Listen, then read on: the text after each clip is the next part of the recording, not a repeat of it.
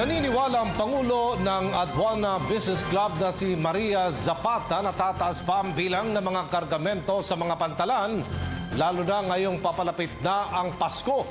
At kaugnay diyan, tiniyak din ni Zapata na magiging 24/7 ang kanilang operasyon sa mga pantalan bilang paghanda na rin para sa Pasko.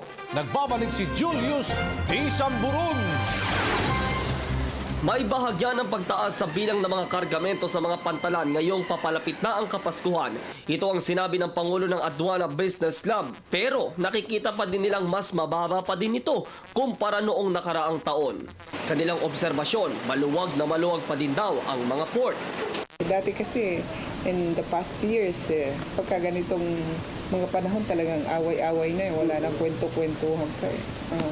Dahil everybody busy, no? Ay ngayon, medyo can afford pa to have meeting, to have chit-chat, to have lunch, to have... pwede ka pang mag-entertain ng mga set conferences. Sinabi ni Maria Zapata na hindi pa din sila nawawalan ng pag-asa na tumaas ang bilang ng mga cargo bago magpasko. Kanilang hiling, sana nga daw ngayon na mangyari ang pagdami ng mga kargamentong ito. Kasi kung next week pa, what for? Para saan yun? Ang preparasyon, di ba? So, supposedly, dapat ngayon pa lang. Kasi maraming napaso nung magkaroon ng port congestion. Di ba?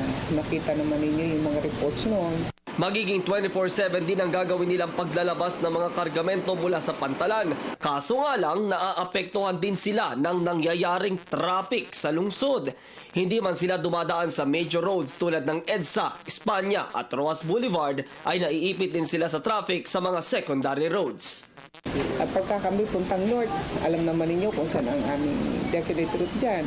Pagpunta kami south, mayroon din kami. It's Bonifacio, Finance Road, Osmeña, and then SLEX na.